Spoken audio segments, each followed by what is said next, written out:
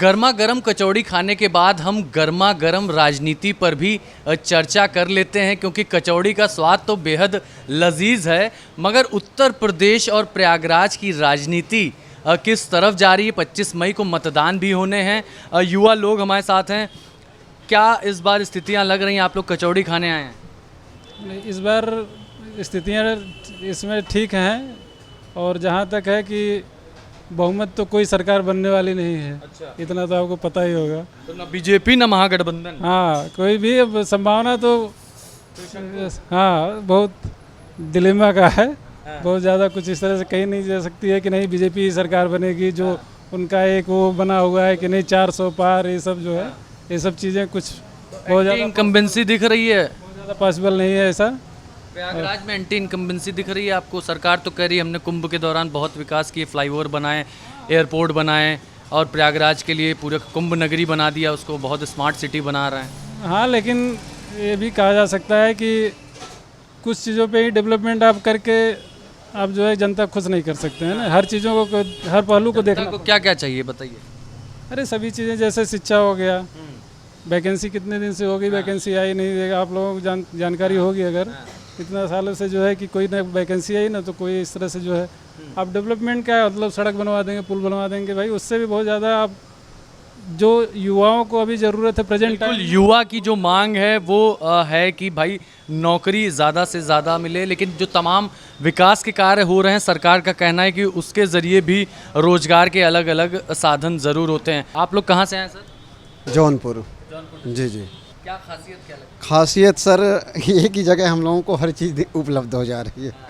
राजनीति की स्थिति इस बार आप भी महसूस कर रहे होंगे कि बहुत साइलेंट है। हर बार की तरह हो हल्ला कुछ भी नहीं है। 2014 और 19 में तो चीज़ें रिपीट नहीं हो रही है, और इसका संदेश साइलेंटली हर लोग को इनडायरेक्ट रूप से समझ जाना चाहिए। कुछ तो है, समुद्र अगर शांत है कुछ तो है। अच्छा ये बताइए, मोदी जी तो कह रहे हैं तीसरी बार आएंगे, आप इस दुकान में कितनी बार आए? देखिए, जिसकी दुकान है वो कभी नहीं कहेगा हमारी दुकान पे मत आइए, और हमारी दुकान बेकार है, चाहे मोदी हो किसी भी पार्टी वर्ग का हो। और रह गई बात, अगर मोदी इतने अच्छे हैं तो इस बार मोदी क्यों नहीं हो रहा है, ठीक है, और उस तरीके होड़ हल्ला क्यों नहीं हो रहा है, और उस तरीके के जय श्री राम के नारे जो 14-19 में गूंजते थे क्यों नहीं गूंज रहा है। ये जय श्री राम मंदिर तो प्रधानमंत्री नरेंद्र मोदी, योगी आदित्यनाथ की विल पावर और सुप्रीम कोर्ट का जो निर्देश था, आदेश था, उसके बाद ये तय हो पाया। कुछ और भी लोग हैं। बड़े भैया ने कहा कि इस बार जय श्री राम नहीं हो रहा है। जो कार्य मोदी जी ने किया है पूरे भारतवर्ष में, उस वजह से इस बार वो पूर्ण बहुमत से आएंगे, और जो भी रामलला का एक बार दर्शन किया है वो अवश्य ही वोट करेगा। और जय श्री राम है, मोदी जी 400 पार जा रहे हैं।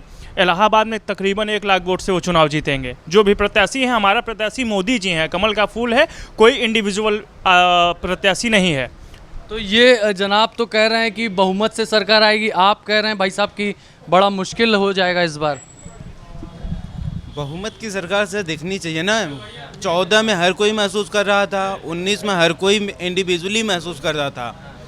इस बार आप तो खुद ही फील्ड में हैं, हम लोग तो बाकायदे वोटर्स हैं, एक जगह हैं। महागठबंधन की रैली में भगदड़ मच गई, लोग बहुत ज़्यादा आए थे। जाहिर सी बात आए थे, और वहाँ पे क्यों भगदड़ मचा, क्यों कंट्रोल नहीं हुआ, किसकी कमी है, सरकार किसकी है? अच्छा ये बताइए, यूपी के ये जो 2 लड़के हैं अखिलेश राहुल, इनका कमाल तो हमने पहले भी देखा था। इस बार क्या आपको लगता है कि ज़्यादा मजबूती के साथ ये लोग खड़े हैं, या पिछले की तरह टाँय फिस होंगे? देखिए, ये टाँय फिस फिर हो जाते, लेकिन हमारे प्रधानमंत्री जी ने खुद ही मौका दे दिया है बोलने के लिए। वो चाहते तो ये दिन फिर देखने, जिस तरीके से महंगाई बढ़ी है। अच्छे दिन आएगी नहीं? अच्छे दिन के सपने जरूर आए, लेकिन हकीकत में वो नहीं दिख पाया। अच्छे दिन नहीं आ पाए भाई साहब, अच्छे दिन आ नहीं पाए। थोड़ी सी राजनीति पे भी चर्चा हो। भैया, जो 2 भाइयों की जोड़ी आई हुई थी, अभी करछना में आई हुई थी, वहाँ पे राहुल गांधी जी ने कहा कि हम किसानों के खेत में टाइल्स बिछवा देंगे। बताइए, ऐसे प्रधानमंत्री अगर भारत के हो जाएंगे तो ये फिर किस दिशा में जाएंगे भारत? गुरु भीड़ तो बहुत ताबड़तोड़ थी, और सब भाड़े की भीड़ थी। और वहाँ पे 2 चुनाव रैलियाँ हुई थी, एक योगी जी की हुई थी, एक और इनकी हुई थी अमित शाह जी की। तो भीड़ बढ़ गई थी। खैर ये जनता है, जनता यहाँ खाना खाने आई है, कचौड़ी का लुत्फ उठाने आई है, कचौड़ी का स्वाद लेने आई है और नरम गरम राजनीति पे चर्चा की और गर्मा गर्म कचौड़ी खाए।